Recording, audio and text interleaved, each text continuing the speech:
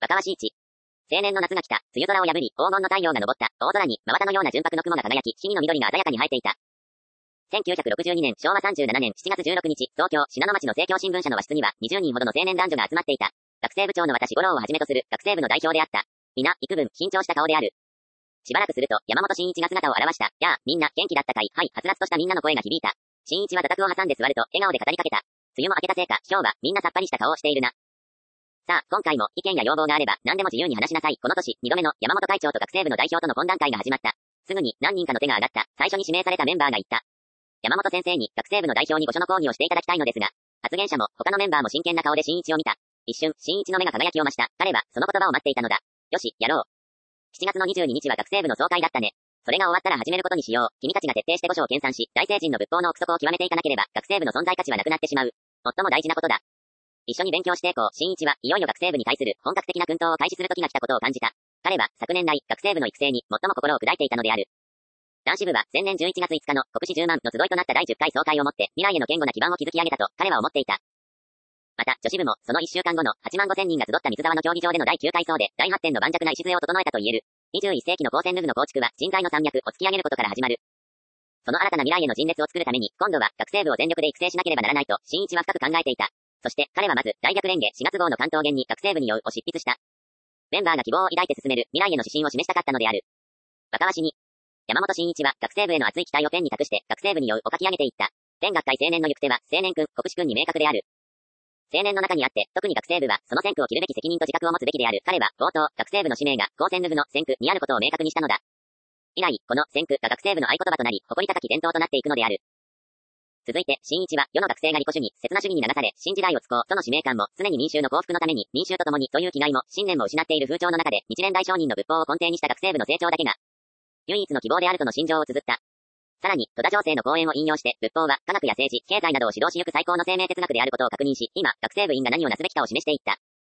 諸君は自己の使命に目覚め、新人豪情に今の学業こそ、各々の生活であると励んで、将来の固い基礎を作ることが、高専部に通ずることを確信されたい。学問は知識の蓄積であり、知恵に入る童貞である。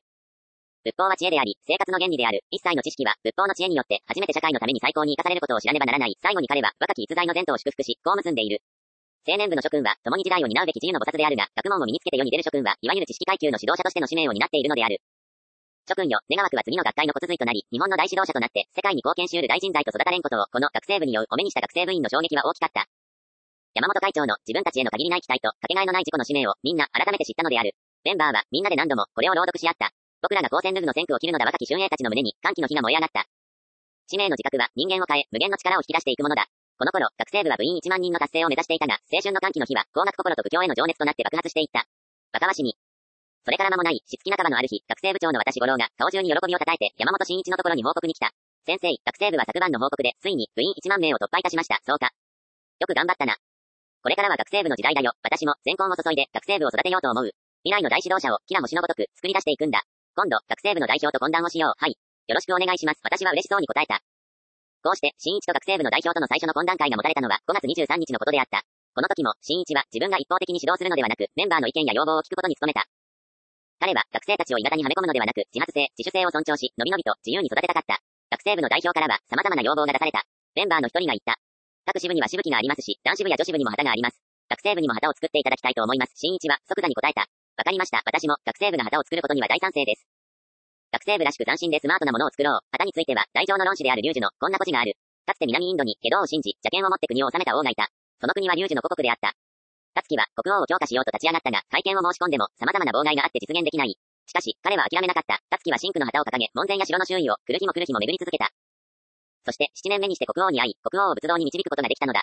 辰木の掲げた、この真紅の旗は、彼の仏法広道の情熱を象徴していたように思う。旗には、それを掲げる人々の思想、哲学や理想が集約されているとも言えるだろう。そして、作るからには、その旗のもとに、10万、20万の学生が集う時が来ることを考え、学生部らしい特色のある旗を作ろう。男子部や女子部の旗よりも、一段と立派な、センスの良いものを作るんだよ。みんなで相談し、案をまとめて持ってきなさい。メンバーの瞳が光った。僕の解説、龍樹2世紀から3世紀にかけて、南インドで活躍した大乗仏教の論師、論を作って仏法を専用した人。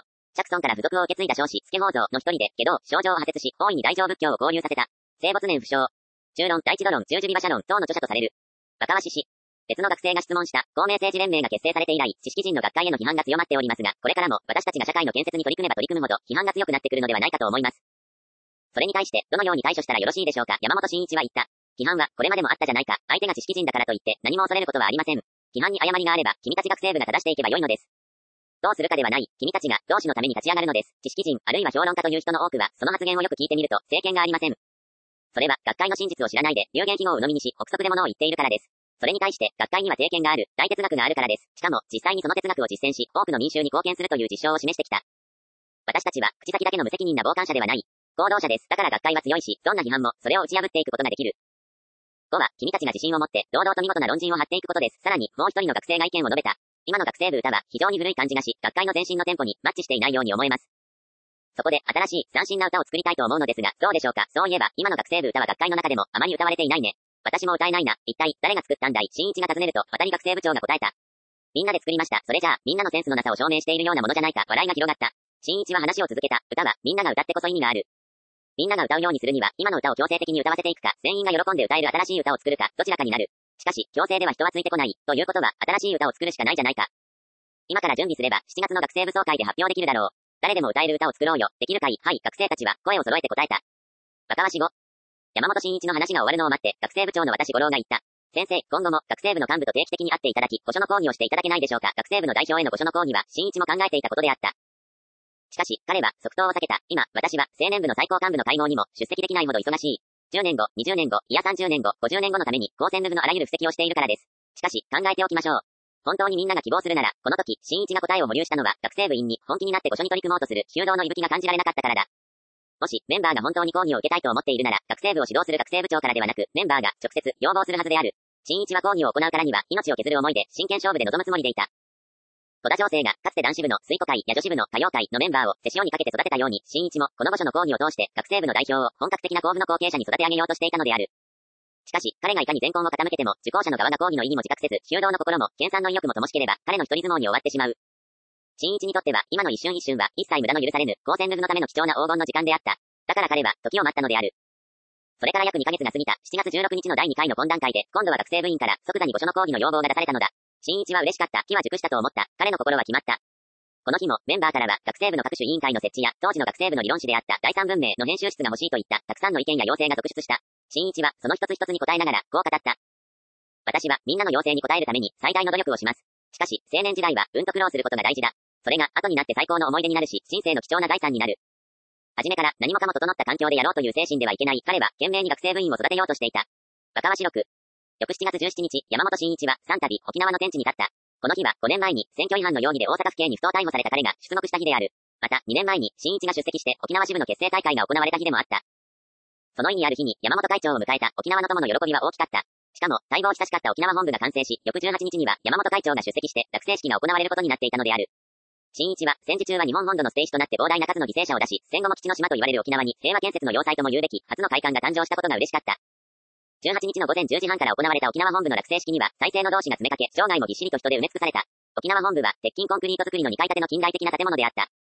空は晴れ渡り、南国の太陽がじりじりと照りつけていた。しかし、たかった同士は、吹き出る汗を拭おうともせず、満面に笑みを浮かべ、スピーカーから流れる幹部たちの挨拶に耳をそば立てていた。支部結成から2年、総支部の結成から1年、沖縄の高専部は目覚ましい進展を遂げていた。そして、ここに、幸福と平和の豊穣が落成したのである。参加者の顔には、歓喜があり、一途な新人の輝きがあった。それゆえに、溢れる希望があった。真一は落成式に引き続いて、幹部の任命式に出席した。青年部の男女両部の部長をはじめ、副支部長、支部副部人部長など、当時を称えた新任の幹部のみずみずしい姿が爽やかであった。真一は任命式が終わると、すぐに沖縄本部の屋上に上がった。場外の人たちのことが気になっていたのである。下を見ると、まだ多くの人たちがいた。皆、名残惜しく、立ち去りかねていたのである。屋上には、演壇とマイクが用意されていた。運営に当たったメンバーが、もしも、山本会長が屋上に上がることがあったら、場外のメンバーを激励してもらおうと考え、設置しておいたのであろう。真一は、自分から演壇の台に上がった。そして、場外のメンバーに手を振りながら、語りかけた。暑い中、大変にご苦労様です。大きな歓声が上がった。若葉七。山本真一は、凛とした声で語り始めた。沖縄は、あの太平洋戦争で、本土防衛の捨て石にされ、多くの方々が犠牲になられた。しかし、創価学会の高専部の戦いには、誰人たりとも、また、一人たりとも犠牲はありません。すべての人が、最後は必ず幸福になれるのが、日蓮大聖人の仏法です。楽しく、愉快に、幸せを満喫しながら、この沖縄を楽土に転じていこうではありませんか。それでは、みんなで一緒に、沖縄県知の歌を歌いましょう。私が指揮を取ります。施設して、大拍手が起こった。真一が扇を開き、高く掲げると、力強い手拍子がこだました。彼は悠然と舞い始めた。その舞に合わせて、友の歌声が、澄み渡る、沖縄の空に広がった。長ホール部の朝ぼらけ打ち砕かれしうるま島。南国の直射日光を浴びた沖縄本部の屋上のコンクリートは、焼けつくように熱かった。炎天下の中、指揮を取る真一の体には、たちまち滝のように汗が流れた。しかし、彼は、爽やかに、悠々と、無限の大空を舞いゆく大鷲のように指揮を取った。熱唱する、日焼けした沖縄の同士の頬には、涙が光っていた。指揮を取る山本会長の姿に、自分たちのために命を懸けて戦おうとする、気迫と真心を感じ取っていたからである。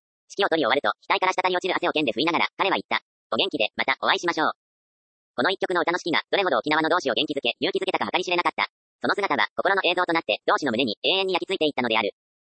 人の心の金銭に、共鳴の調べをもたらすものそれは、真剣という魂の発信音と言える。沖縄では、この日の夜、那覇、名護など5カ所で本部から同行した理事たちの担当で、一般講義等が行われた。翌日、新一は、東京へ向かう前に、沖縄戦の悲劇が刻印された南部戦績を回って、姫百合の塔の前に立った。ここに足を運んだのは2度目であった。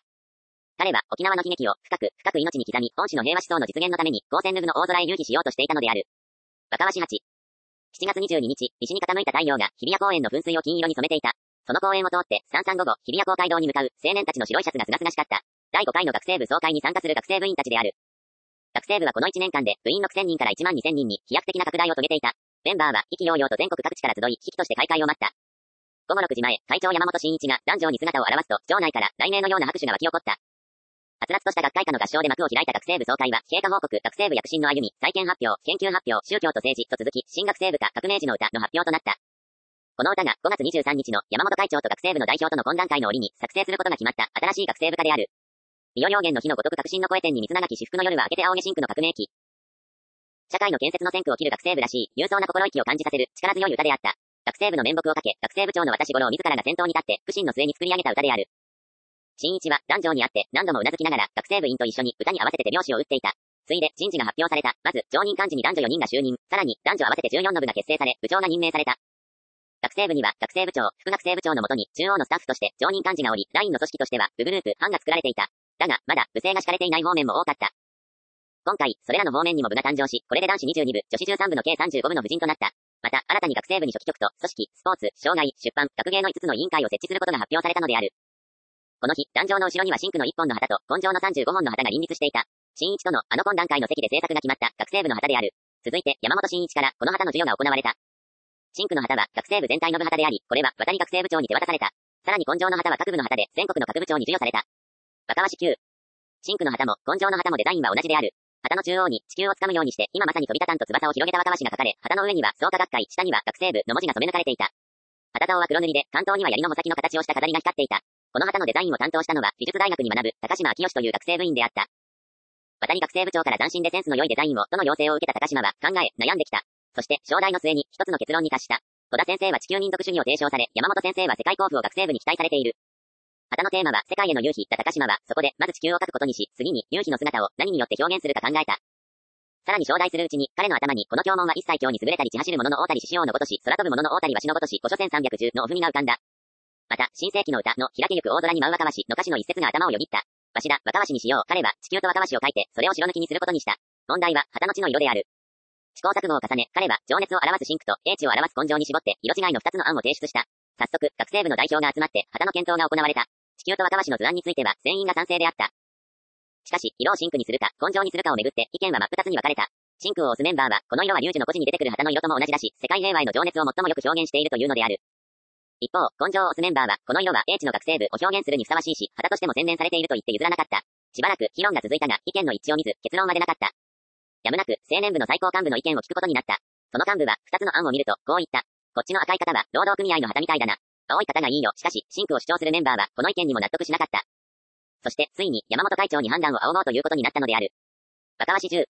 学生部長の私五郎は、旗の二つの案を持って、山本真一のところへ向かった。真一は、私から事情を聞くと、笑みを浮かべながら言った。そうか、カンカンガクガクと議論したまでは良かったが、収拾がつかなくなってしまったわけか。団結が嫌いな学生部らしいな。それから彼は、真紅と根性の二つの案を何度も見比べた。確かに、それぞれに良さがある。両方とも捨てがたいな。それでは、こうしたらどうかね。旗は二通り作って、真紅の旗は、学生部全体の旗とする。そして、根性の旗は、学生部の全国の各部の旗とする。両方合わせると、情熱の真紅と、英知の根性で、自由権利になるじゃないか。明暗であった。曇っていた渡りの顔に光が差した。はい。そうさせていただきます。私が答えると、真一は言葉を継いだ。一つでも、意見をまとめるというのは難しい。まして、大組織を、人間の心をまとめるというのは、並大抵のことではない。私は、これから学生部には、そうした力もつけていってもらいたいと思う。将の将たる、学会の命運を担う人たちなのだから。私は全力を挙げて、学生部を育てていくよ。私は、真一の言葉から、学生部への、大きな期待を感じ取った。今、その旗が、日比谷公会堂の壇上で、山本会長の手から、渡り学生部長をはじめ、各部の部長に手渡されたのだ。旗はずっしりと重たかった。授与されたメンバーは、その感触の中に、自分たち学生部の使命の重さを感じた。学生部総会では、右派授与の後、新任幹部の抱負などが続き、渡学生部長が登壇した。渡は、内外ともに高まる学生部への期待を語るとともに、この1年間で、学生部は、部員6000人から1万2000人に至ったことを発表し、こう訴えた。いよいよ私たちが立ち上がる時が参りました。次の新しい1年間の目標としては、新人合上にして、学問連達なる学生部員2万人の達成を目指して参りたいと思います。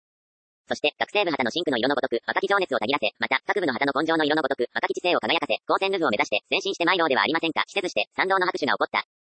若鷲11。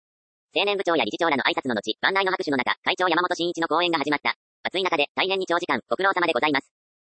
5は私一人で話が終わりますから、もうしばらく我慢してください。真一は、数人で懇談しているかのように話を進め、学生部の成長への期待を率直に語っていった。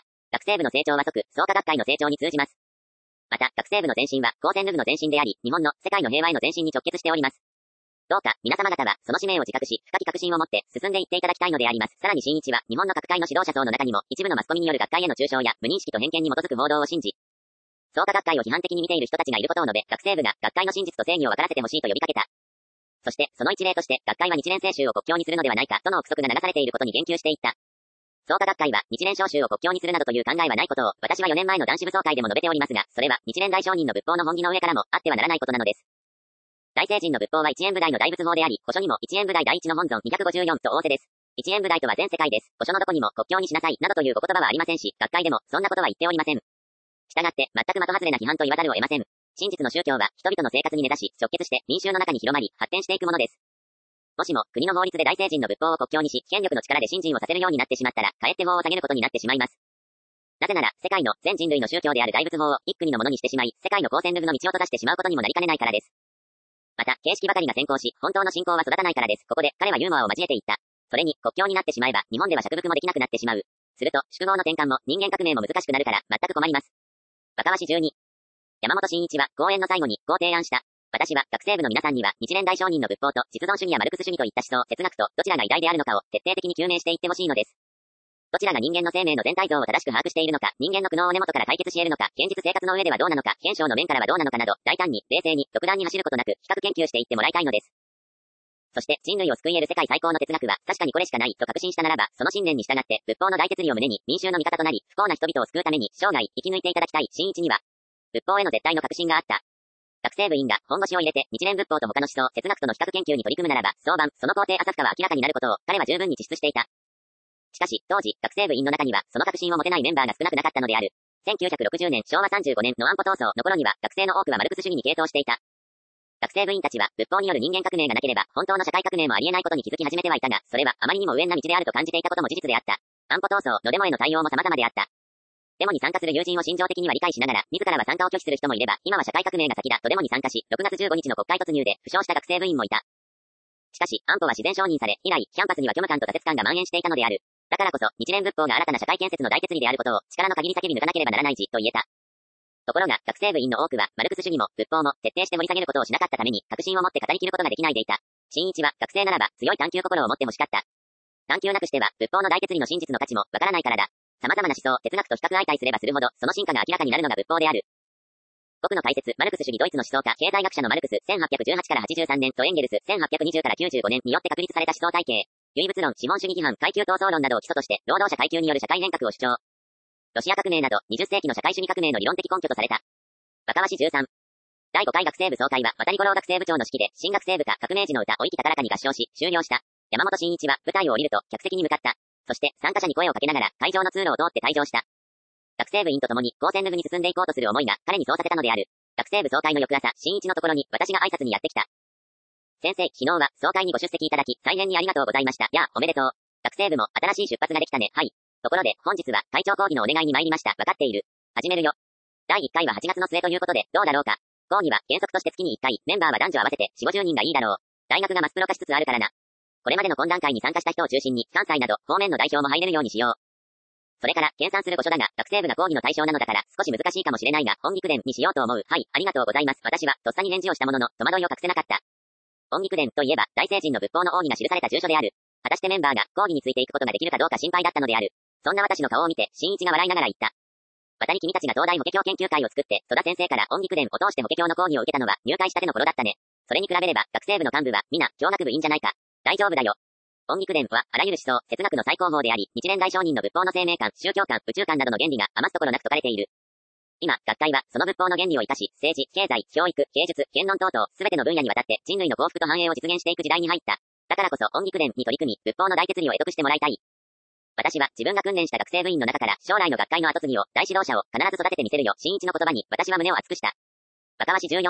山本真一会長の音菊伝講義の話は、早速、渡り五郎から、学生部の幹部に伝えられた。メンバーは小躍り戦ばかりに喜んだ。学生部では、渡り学生部長を中心に、受講者の人選が進められていった。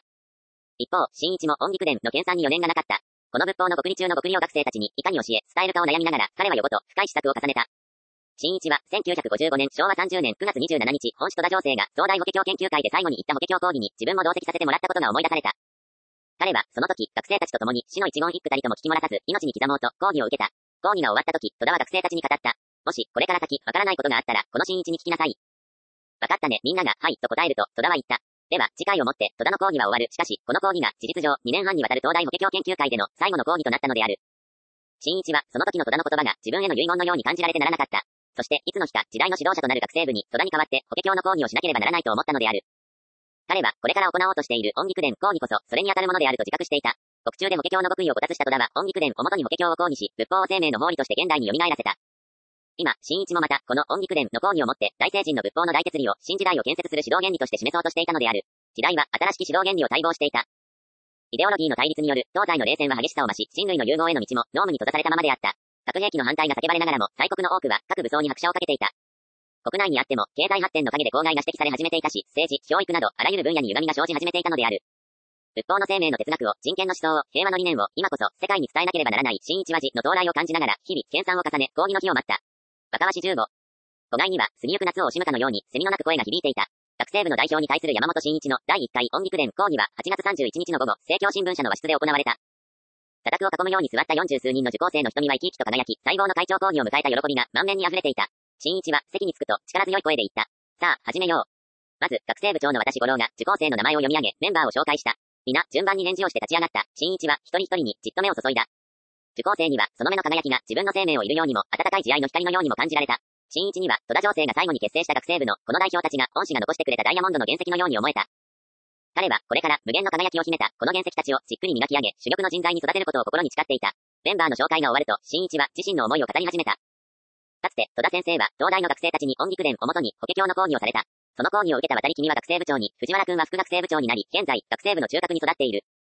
また、学会の中にあっても、重要な立場で活躍しています。同様に、本日、ここに集い、これから音菊伝を研鑽していく諸君たちもまた、一人も残らず、学会の、そして全社会の大指導者に育っていただきたい。それが、私の念願です。そのために、私は、どんなに多忙でも、真剣勝負でこの講義に臨んでいきます。また、私は、諸君たちの将来を生涯、見守ってまいります。このうち、何人が本物の大鷲となり、獅子となるのか、また、誰が堕落し、誰が違反して学会を裏切っていくのか、最後まで見届けていきます。仏法は厳しい、中途半端はありません。信心を全うして成仏するか、退転して苦しむかです。20年、30年と、最高幹部として活躍しても、最後まで信心を貫き通さなければ、人生は敗北であり、無残です。私は、皆さんを、そうさせたくはないのです。新一の声には、堅とした決意の響きがあった。皆、真剣な表情で耳を傾けていた。咳払い一つする者はいなかった。若林16。山本真一は、ここで御所を開き、まず、音菊伝の大意と背景について語った。音菊伝は、日蓮大上人が身延において、弟子たちの要請を受け、法華経の要門について講義された内容を、日光上人が出力し、大聖人のご印下、許可を得たもので、本院明章106箇所の送伝書とともに、大聖人の奥義を教示された住書である。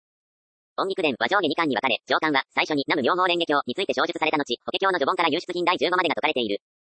また、下巻には、法華経の授業本第16から普賢品第28までの要門と、解決事業の無料義経、普賢経の要門について説かれ、さらに、別伝として28品に一問にするの大事、28品室南無妙法蓮華経のことが収録されている。各条の構成は、最初に法華経28品並びに解決事業の文を挙げ、主として天台、妙楽等の尺を引いた後、音菊伝に曰く、と、大聖人の門弟月の訪問が明かされていく。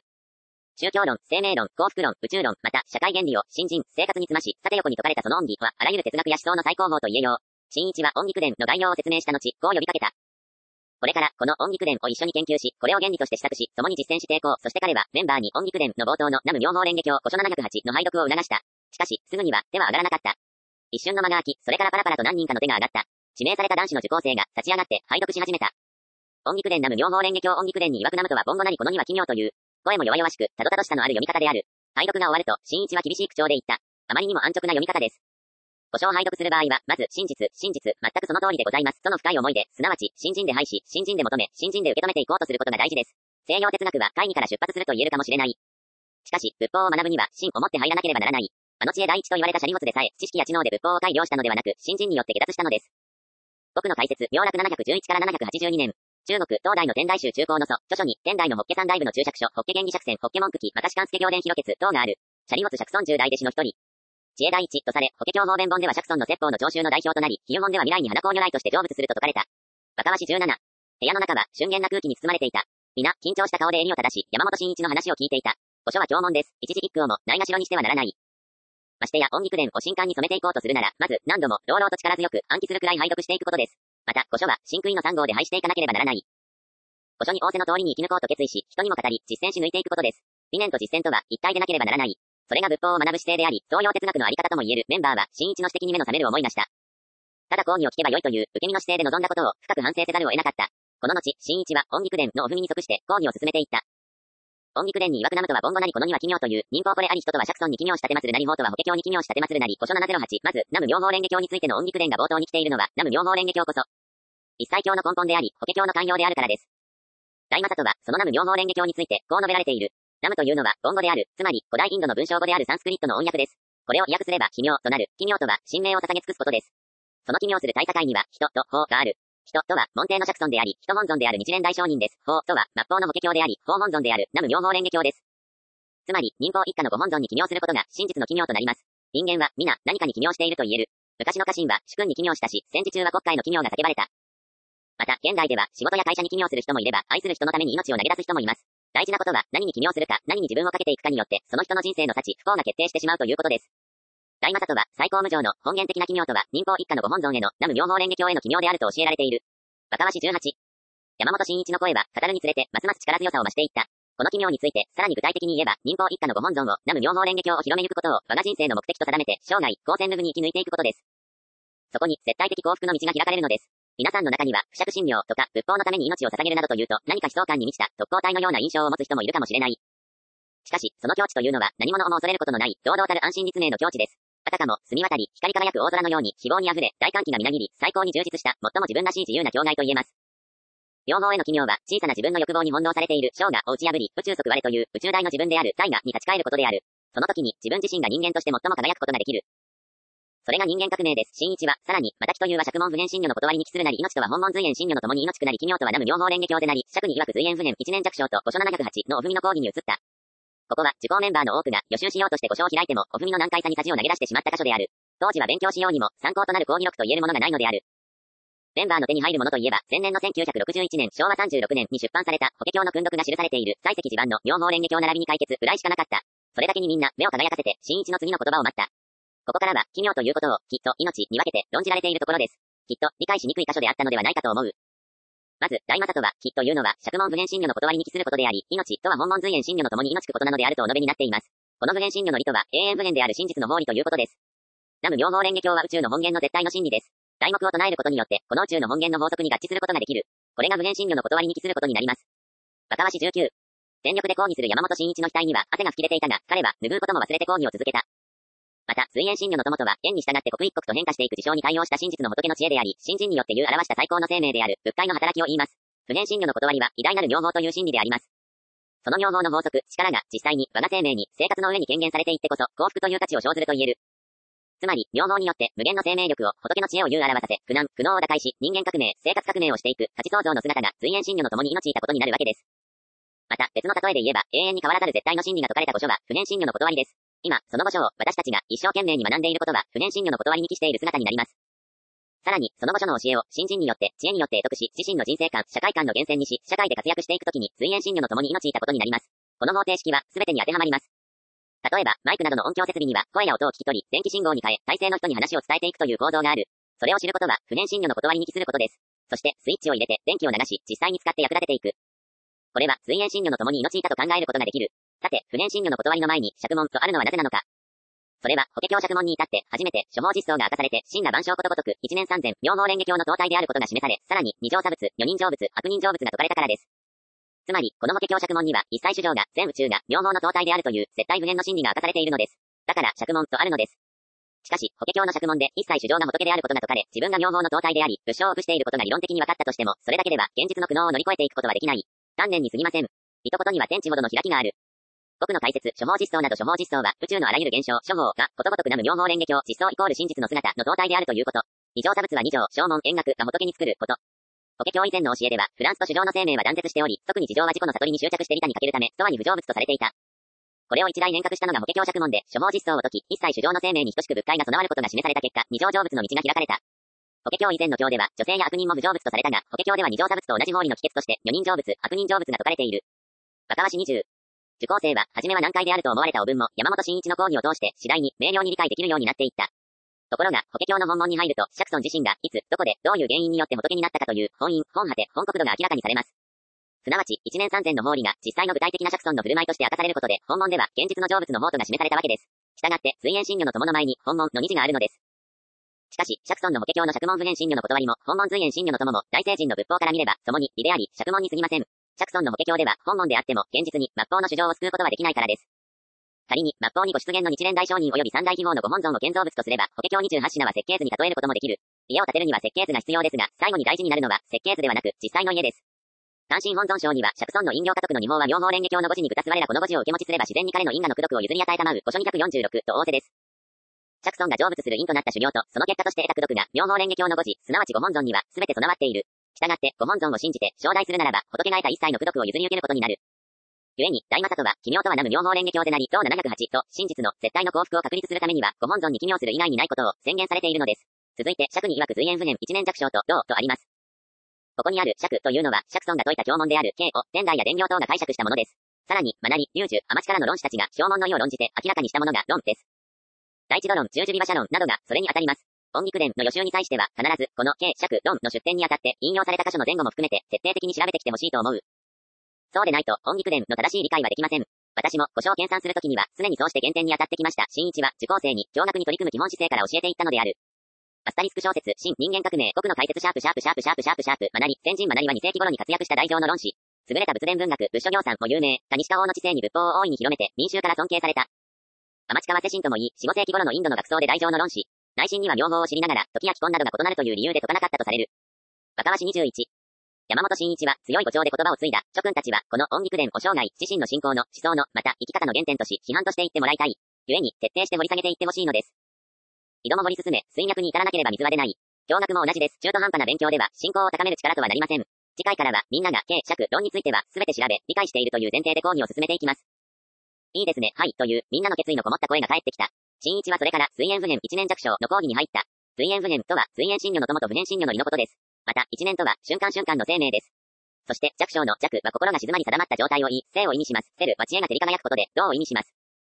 つまり、随縁真如の友も不変真如の断りも、共に一年三千の本体である妙法蓮華経に、人間の一年に備わっているということを言うのです。例えば、水は H より小さい2より大きい O という分子式で表されますが、これを不変真如の断りとすれば、状況によって、氷、冷水、湯、水蒸気と円によって変化していくようは、随縁真如の悟しと言えるでしょう。その時、前から2列目にいた。メガネをかけた生真面目そうな受講生と、新一の目があった。田原薫という、東大の経済学部の学生である。新一は、今度は、彼を例に挙げて語っていった。また、ここに、田原君という人間がいる。彼はこうして講義を聞いていることもあれば、電車に乗ったり、食事をしたり、眠ったりすることもある。あるいは、苦しみ、怒り、悲しみ、喜びもする。ところが、何をしていても、同じ田原君という人間である。そこには彼を彼なら占めている統合性、いわば法がある。これが不変真如の断りです。そして、様々な彼の生命活動は、随縁真如の友になる。この不変真如の断りと随縁真如の友は、一切のものに、共に備わっているというのが、生命の実相であり、それを随縁不変一年弱小と言われているのです。この妙法の原理にのっとり、英知を輝かせ、人類の幸福と平和を築くことが、私たちの使命です。若葉22。山本真一は、時には、精神身体医学、心身医学、野菜金学を例に挙げて色心不二を論じ、仏法の生命観を講義していった。また、カントの時間論や空間論と、仏法で説く一年という考え方とを対比させながら、日蓮仏法の生命哲理の深淵さを語った。さらに、東大義章、勧進本尊章など、関連する御書も配しながら、講義は進められた。まさに時代であり、受講生の心を捉えて離さなかった。また曰く南無妙法蓮華経の南無とは凡語、妙法蓮華経は漢語なり凡漢教示に南無妙法蓮華経というなり、古書708の箇所で、新一は言った。南無妙法蓮華経の南無とは、古代インドの言葉である凡語を、そのまま翻訳したものです。そして、妙法蓮華経は、すでに訳された漢語です。つまり、インドの言葉と中国の言葉が共に備わっているのが南無妙法蓮華経なのです。また、ご本尊の中央には、南無妙法蓮華経日蓮と認められていますが、この日蓮は日本語です。さらに左右に認められた10回の主情のうち、向かって右端の不動明王と、左端の愛染明王は凡字で表されている。つまり、一円部台に流布すべきこのご本尊は、凡、漢、日の三国の文字で認められている。昔の世界観で言えば、これで全世界ということになるでしょう。私は、音義伝のお文を拝するとき、南無妙法蓮華経という日蓮大聖人の仏法は、一国一民族の教えではなく、全東洋の、全世界の民衆のための宗教であるとの実感を深くします。また、この文が、総量交付は、世界交付は、必ずできるということを証明していると、私は確信しております。その世界の光線ルグの大使命を担っているのが、諸君たち学生部です。したがって、どうすれば、世界に西方を広め、全人類を救うことができるのかということを、真剣に考えてもらいたい。私は、諸君に期待しています。だからこそ、こうして、仏法の奥義とも言うべき、音義伝の講義もしているのです。この日の音義伝講義は、南無妙法蓮華経の終わりまで行われた。講義を聞いた受講生の誰もが、仏法の深さを改めて知るとともに、それが極めて身近な、自分たちの生活に密着した法理であることに気づき、目から鱗の落ちる思いであった。込み上げる爽やかな感動は、あたかも生命のシャワーを浴びたかのようでもあった。アスタリスク小説、新人間革命、国の解説、色神符に色、和式法で、肉体、物質を言う、心、和信法で、精神、性分などを言う。仏法では、生命の真実は、色法と信法が、富士、すなわちにしか富士、ににしてしかもににあらず、であると説く。関東1724から1804年、ドイツの哲学者、ドイツ関連論の基礎となる批判哲学の創始者。彼は、時間や空間は、それ自体で人間の外に存在するものではなく、人間が外的世界を認識する際の主観的な枠組みとして把握しようとした。不動明王など不動明王は仏道修行を妨げる正魔を打ち破り、愛禅明王は愛をもって主情の煩悩を浄化、下脱させるとされる。一連大聖人の仏法では、不動明王は生死即涅槃、愛禅明王は煩悩即菩提の訪問を表し、生死の苦しみや煩悩が、信心によって、そのまま悟りとなると説いている。若林23。講義を終えた山本真一は言った。では、この後は質問会にしよう。聞きたいことがあったら聞きなさい。勢いよく数人の手が上がった。質問の多くは、今、学んだ音義伝に関するものであった。何人かの質問の後、この春、一橋大学を卒業し、本部の海外局に勤務している増山久が尋ねた。本日の講義でも、肉体と精神とは一体であり、色神符にであることをお話しくださいましたが、死後の生命の場合、色神符にについては、どのように考えればよろしいでしょうか。理屈が好きな学生部員らしい質問とも言えた。新一は、参加者全員に語りかけるように言った。死の問題をどう捉えるかは、極めて大事なテーマです。私も、特に会長に就任してから、死後の生命について、御所に照らし、表門に照らして、一生懸命に支度してきました。また、そのことを生命で実感したいと、日々、承代し、新人に励んできました。そして、今、私なりの実感が持てるようになったのです。しかし、今ここで、それを、ちょっとばかり話したからといって、諸君たちには、簡単にわかりはしないでしょう。この問題は理論的に理解するというより、新人によって、生命で実感していくことです。信仰体験を積んでいくならば、だんだんと分かってきます。だから増山くんは増山君なりに、故障根本に、じっくり支度し、題目を唱え、体験を掴んで、持得していってもらいたい。その上で、哲学的にも究明し、君が将来、研究発表してください。私も、この問題については、これからさらに深めていきます。一緒に二人で勉強し、研究していこうよ。その言葉に、増山は心温まるものを感じた。新一は、自分と受講生とは、共に同志であり、同じ仏の使いであると捉えていた。受講生は自分より年は若いが、上下の関係にあるとは考えていなかった。むしろ、彼は、みんなを尊敬していたのである。新一は、発奮を促す意味から、時に厳しい指導をすることもあったが、共に学び合い、触発し合うことを基本としていた。それが新一の、そして、学会の本来の人間観である。また、彼は、メンバーが新たな疑問や問題に直面したならば、一人一人が、それを自らのテーマとし、責任を持って研究し、皆のために道を開くことを期待していたのである。若林24。次に質問したのは、臼田明という、東大の法学部の学生であった。先ほど、南無妙法蓮華経の、経とは一切主情の言語音声をへというなり、古書708の箇所で、へというのは仏典だけを言うのではなく、宇宙のすべての言語、本性が経であり、さらに広げて言えば、動作、行動もへとなると。講義してくださいました。ということは、私たちが文章を書くことも、経であると考えてよろしいでしょうか。臼田は、学生部の理論誌、第三文明の編集に携わっていた。その中で、彼は、光線ルグのための言論線の、仏法上の意味を考えていたのであろう。山本真一は答えた。物を書くことは、言語音声、言語句の現れであるし、行動なのだから、もちろん教になります。大聖人の御言葉である御書もへです。したがって、その仏法を多くの人々に教えようとして、釈仏の大精神をもって、文章を書いていくならば、声仏事をなす、道ということにもつながります。思想も、哲学も、理念も、文によって表現される。言論は光線ルグの生命線と言える。臼田君、君は言論界の王者になって、権力と戦い、民衆を守り抜いていくんだ。楽しみにしているよ。メンバーの旺盛な弓道心は、とどまることを知らなかった。今度は上野正也という、この春、慶応大学を出て、政教新聞社に勤めている受講生が尋ねた。本館教授に南無妙法蓮華経というなり、どうとございましたが、現在はアメリカ人も、お題目は南無妙法蓮華経と唱えております。これを将来、英語など、それぞれの国の言葉に翻訳し、題目として唱えていく必要はないのでしょうか。彼の率直な疑問であったのであろう。新一は言下に答えた。南無妙法蓮華経は永久無限の法であり、究極の言葉です。それを翻訳し、題目として唱えていくことはありません。南無妙法蓮華経の意味を学ぶために、古書ドイツではドイツ語に、イギリスでは英語に翻訳し、解釈することは良いが、唱える題目は、どこでも南無妙法蓮華経です。題目は、瞬時に仏に通ずる世界共通の言葉なのです。例えば、言語では、妙法蓮華経は、サツダルマ、フェーンダナシトに、ソタランになるからといって、題目を、ナムサダルマ分ダリキャソタランとするわけにはいきません。音やリズムという問題があるからです。若林25。皆、興味深そうに、好調した顔で山本真一の話を聞いていた。例えば音楽でも、それぞれの曲には、独特の音律がある。ベートーベンの曲にしても、それは彼の個人の音律であり、民族や言語、文化の違いを超えて、心を打つものがある。南無妙法蓮華経というのは、宇宙の法則、大宇宙の根源のリズムに合致しゆく音律であると言える。この題目の声の響きに、生命が感応していくのです。題目とはそうした不思議なものなのです。ところが、南無妙法蓮華経を、それぞれの国の言語に翻訳したりすれば、題目の音律が違ってしまう。だから、これは変えるわけにはいかないのです。質問を20問ほど受けたところで、新一は質問会を打ち切った。今日は、このぐらいにしよう。次回の講義は、みんなの予習の時間も考え、10月末に行いたいと思う。次回からは、みんながご書を拝読し、解釈をした後に、私が講義をするという方式で進めていきます。そして、最後に、また、質問を受けます。どうか、しっかり勉強して臨んでほしい。それから、彼は、優しい笑みを浮かべていった。みんなお腹も空いてきただろう。今日は私が天丼をご馳走するよ。歓声が上がった。まもなく準備ができると思うから、くつろいで待っていてください。新一は自分も足を伸ばして、メンバーの一人一人に視線を注いだ。彼は受講生の中に少し顔色の良くない学生を見つけると声をかけた。アルバイトで疲れているのかい？いいえ、大丈夫です。食事はちゃんととっているの。はい、そうか。それなら、もっと明るく、のびのびとした顔をしてくれよ。心配しちゃうじゃないか。学会の学生部は真剣であるとともに若々しく、すがすがしいことが大事だよ。たまには映画でも見て、楽しんで、勉強は勉強で一生懸命にやるんだ。どこかで、いい映画はやっていないかな。今度、みんなで一緒に見ようよ。今日、地方から来た人たちは何人かが手を挙げた。疲れただろう。帰りの交通費はあるかい。その言葉に、皆、新一の温かい心遣いを感じた。兄と弟、妹のような、ほのぼのとした語らいであった。若葉市26。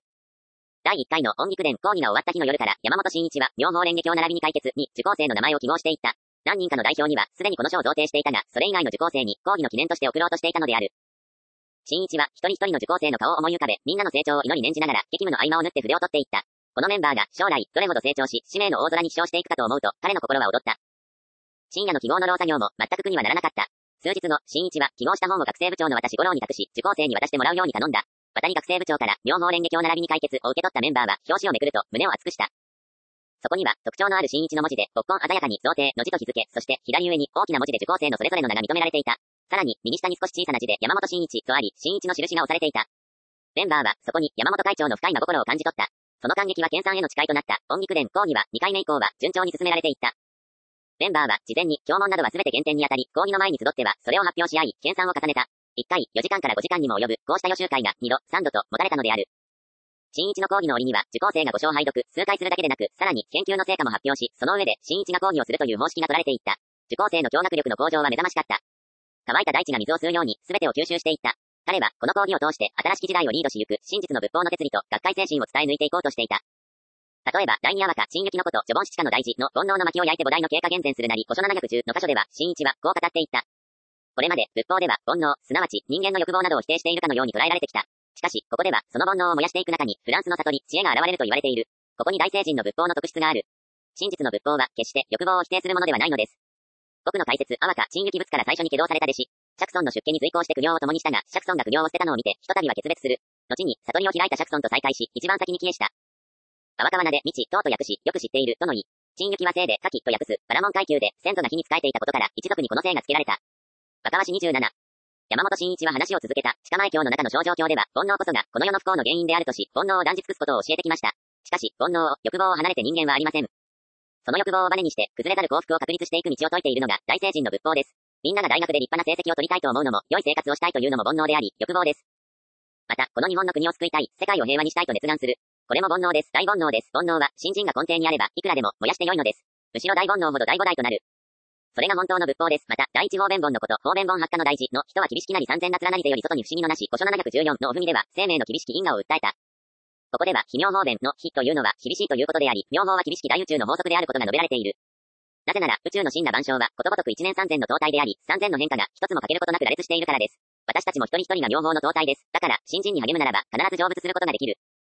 また、それは同時に、生命の厳しき因果の法則からは、誰人も逃れられないということでもある。つまり、未来にどうなるかという因は、すべて、今の一年にある。現在、いかなる一年で何をしているかによって、未来は決定づけられてしまう。例えば、新人をしていると言っても、どのような一年で頑張っているかが極めて大事になる。人の目や、先輩の目はいくらでもごまかすことはできる。自分の奥底の一年というものは、他の人にはわからない。まさに、非ということになります。しかし、生命の至たる因果の理法だけはごまかせません。何をどう作ろうが、自分の一年が、そして、行動が、未来の結果となって明らかになる。私が、みんなに厳しく指導するのは、仏法の因果の理法が厳しいからです。例えば、いやいやながら、義務感で御所の講義をしているとしたら、外見は菩薩界でも、一年は地獄界です。講義をしている姿は形式であり、嫌だという心、義務感で苦しいという思い、これが本当の一年になるからです。僕の解説、自前経など自前経は、汝の前の経の意で、法華経が説かれる前の経のこと。命の真実の法を説いた法華経に対すれば、自前経は部分間に過ぎない。正常経は、仏教の中で特に戒律を重視し、個人の悟りを求める教え。一切主情の救済を目指す大乗経から見て、小さい乗り物という意味で、正常経と言われる。若葉市28。語るほどに、山本真一の講義には、熱がこもっていった。学会の活動をしている時も、ご本尊に向かう場合も、大事なのは、この奥底の一年です。惰性に流され、いやいやながらの、中途半端な形式的な新人であれば、本当の歓喜も、幸福も、成仏もありません。本当に新人の一年があれば、学会活動にも歓喜があり、顔色だって良くなるし、仕事でも知恵が出る。また、人生の途上に障害や苦難があっても、悠々と変毒医薬し、最後は一生成仏することができる。反対に、一時はいいように見えても、新人を失えば、最後は惨めです。そうなれば、人生は敗北です。勝負は、いかなる晩年を生きたかであり、歓喜の中に、悠々と、安詳として死を迎えることができるかどうかです。そして、それがまた、三世永遠の幸福への軌道を決定づけていく。キリスト教などには最後の審判という考え方がありますが、本来、神が人間を裁くのではなく、生命の因果の利法によって自らが裁かれるのです。天国や地獄といっても、それは自分の生命の中にある。その地獄の苦しみについて、大聖人はかかる悪所に行けば多い、将軍もものならず、極卒の呵責にあげる姿は猿を回すに異ならず、古書1439と仰せです。地獄という生命の大苦悩の前には、王様や将軍であるといった社会的な立場や肩書きなど、何の役にも立たない。苦しみに翻弄される姿は、猿回しの猿のようなものであると言われているのです。人生の最後を大勝利で飾るかどうかは、永遠の生命の上からも最大の課題となる。したがって、最後の最後まで信仰の大道を歩み抜いていくことです。また、ある時、理事長の原山光一の息子で、早稲田大学の学生である原山隆夫が質問した。大場だったとは、どのような生命のことを言うのでしょうか。新一は、原山の目をじっと見つめて語った。戸田先生も言われていたが、それは男のやきもちです。光線ルグを破壊し、学会の前進を阻もうとするあらゆる動きも、その本質は嫉妬にある。しかも、その生命は、すべての人間に備わった働きです。その古神の大場だったと戦うために仏道修行がある。新人とは、フランスと魔の戦いです。君も絶対に負けてはいけない。この原山は、やがて教学部長となるが、名門妙利と嫉妬の心に敗れ、ついには学会を裏切り、哀れな対戦者となっていくのである。僕の解説、大場だった初めは仏弟子となりながら、後に釈尊に嫉妬して期待した大悪人。釈家族の出身で、釈尊の縁者と言われる。大石を落とすなどして釈尊の殺害を企てたほか、教団の分裂を画策し、幅合僧という重罪を犯した。その大罪により、生きながらにして地獄に落ちたとされる。なお、彼の行状は、新人間革命第3巻ブッダの章に詳しい。若林29。音肉伝講義は、学生部の発展の大きな起爆剤となり、翌1963年昭和38年の6月末には、部員2万人を達成するに至った。それに伴い、組織も分割され、部の数も次第に増えていった。山本真一は、新たに誕生した部長のメンバーも、音肉伝講義に参加するように提案した。そして、彼は最初からの受講生を1期生とし、途中から加わった新メンバーを、ユーモアを込めて、1.5期生と呼んだのである。当初、1期生への講義は1年間の予定であった。しかし、新たに1.5期生が加わったことから、講義の期間を延長し、64年と39年7月まで続け、そこで終了とした。新一は、すでに受講生の多くが社会人となっていたこともあり、学生部の次の人材の育成のために、新メンバーを持って2期生を発足させることを考えていたのである。講義は、音肉伝の上巻を終え、下巻に入っていた。この上巻の講義をまとめた原稿に、さらに新一の筆が加えられ、65年と40年4月2日には、音肉伝講義紙が発刊されている。その出版から1ヶ月後の5月3日の本部総会終了後、1期生の44人の受講生に対して、新一から修了証書が手渡された。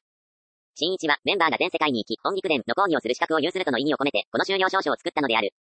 新一が全根を傾け、心血を注いだ講義を全身で受け止めてきた受講生たちは、皆、見違えるほど、たくましく成長していた。修了証書を手に、頬を好調させ、ほこらかに胸を張る若林たちの勇姿に、彼は深い考えを覚えた。東京での音肉伝講義の一方、新一は、関西でも、63年と38年6月から、京都大学の学生を対象に、1年間にわたって106カ所の講義を行っている。さらに、京大生への106カ所講義を終えると、64年と39年11月から、関西の学生部の代表に、音肉伝講義を開始したのである。そして、同年の12月には、中部でも学生部の代表に対する、処方実装書の講義を実施している。東京での音肉伝講義が再開されたのは、65年と40年の12月22日であった。メンバーも2期生として新たに人選され、音肉伝下巻の講義が行われた。若林30。音肉伝の受講生にとって、講義の場は、会長山本真一の魂と自身の心が溶け合う生命の陽光炉とも言うべきものになっていた。受講生は、講義に臨み、真一と会うことは嬉しくもあったが、また、怖くもあった。新一と目が合った瞬間、自分の一年が全て見透かされてしまうように感じていたからである。事実、新一には、一瞬一瞬のみんなの心の動きまで、よくわかった。彼は、一人一人の性格や考え方、生活の状況に至るまで、全て頭に入っていたし、何よりも、日々、メンバーの成長を祈り念じ、題目を送り続けていたのである。2期生の講義も順調に回を重ねていった。しかし、それにつれて、メンバーの緊張も解け、いつしか惰性に流され始めていた。予習会は、主任副学生部長になっていた、1期生の原山隆夫らを中心に、毎回、行われてはいたが、みんなの勉強不足が目立つようになっていった。こんな調子で、講義に臨めば、山本会長から叱られてしまうことは目に見えていた。まとめ役の学生部の幹部は、一計を案じた。メンバーには、自信はなくとも、必ず手を挙げるように徹底しておく。そして、講義の際には、自信を持って真っ先に手を挙げた人だけを指名し、解釈をさせる。さらに、難解なお踏みについては、事前に解釈するメンバーを決めておき、その人を指すようにする。みんなの不勉強が明らかになり、自分にも責任が及ぶことを恐れたこの幹部の、保身のための画策であった。講義当日は、全員が手を挙げ、指名されたメンバーも、よどみなく解釈し、すべては、計画通りに行くかに見えた。新一の講義が一区切りつくと、まとめ役の幹部が言った。では次、希望者杯と、全員が挙手した。その時、新一の鋭い声が響いた。形式は止めなさい。こんなことをして何になるのだ。新一には誰が何を画策したか手に取るように分かった。メンバーの中には新一が指摘したことの意味が分からず戸惑いの表情を浮かべる人もいたが、みんな自分たちが不勉強であったことは自覚していた。沈黙が流れた。彼は最前列にいたメンバーから次々と指名していった。刺された者はしどろもどろでほとんど満足な通過はできなかった。その場に立ち尽くす者もいた。若林31。誰よりも真剣に講義の場に臨んでいたのは山本真一であった。学生部の代表がこんなことではあまりにも情けないではないか。新一は怒りを含んだ声で言った。彼が情けないと言ったのは、受講生がお踏みの解釈ができなかったからだけではなかった。それよりも、その場を取り繕い、要領よく立ち回ろうとする、学生部のまとめ役の幹部の心根が情けなかったのである。新一は、多くは語らなかった。今日はこれまで、彼は5章閉じ、講義を打ち切った。その目には深い悲しみが溢れていた。受講生は、彼の目を見たとき、不勉強のまま講義に参加した、自分たちの安易な姿勢を恥じた。次の講義は、打って変わって、皆、真剣に研鑽を重ねて戦った。新一は、何事もなかったかのように、みんなを笑顔で包みながら、和やかに講義を進めたのである。1962年昭和37年の8月末から始まったこの音菊伝講義は創価の後継の陣列を突き上げる新一の手作りの人間教育の場であった。彼はよくメンバーにこう語った。私は戸田先生から10年間徹底して光線ルブの原理を教わった。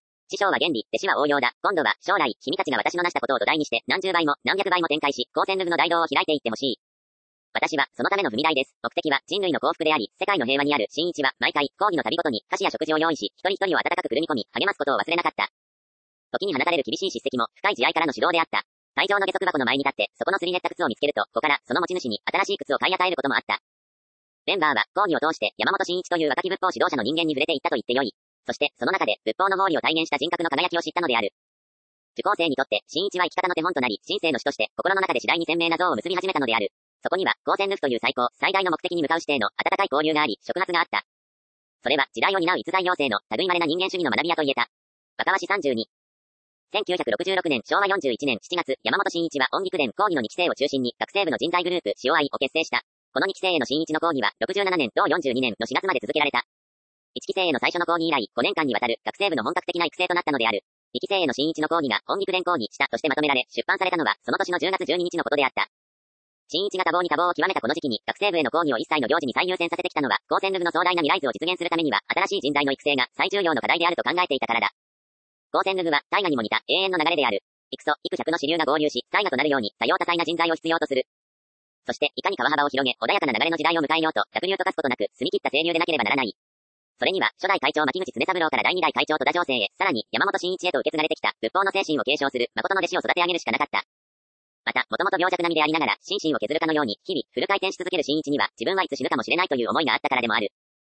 塩愛の結成式となった箱根戦国原での2期生の研修会の折、星空を仰ぎながら、真一は、しみじみとした口調で語った。見てごらん、この満天の星を、昼間は見えないが、ひとたび太陽が沈めば、星は夜空いっぱいに輝く。その一つ一つは、太陽と同じ構成だ。私は、このキラ星のごとく、人材を作っておきたいのだ。学生部の代表への真一の講義は、彼の生死をかけた、後継の人材の育成であったと言ってよい。かつて、萩の松下村塾で吉田松陰に育まれた門下生は、死の志を受け継ぎ、明治維新の夜明けを開いた。今、真一は、彼が心血を注いで育てた受講生たちが、生命の世紀の、世界の光線ルブの夜明けを開くことを確信していた。彼のその信念に誤りはなかった。事実、若林たちは大きく翼を広げ、新しき時代の大空に、颯爽と羽ばたいていった。そして、ほんの一握りの体験者を除いて、光線ルブのあらゆる分野の中核に育ち、創価の星となって輝いていくのである。第6巻終了。僕の解説、吉田松陰1830から59年。幕末の思想家、長州藩士、海外渡航を志し、フェリーの船で密航しようとしたが失敗し、入国。萩の実家に預けられてからは、邸内の小屋を改造した松下村塾で、明治維新の原動力となった多くの逸材を育成した安政の大木、手形師。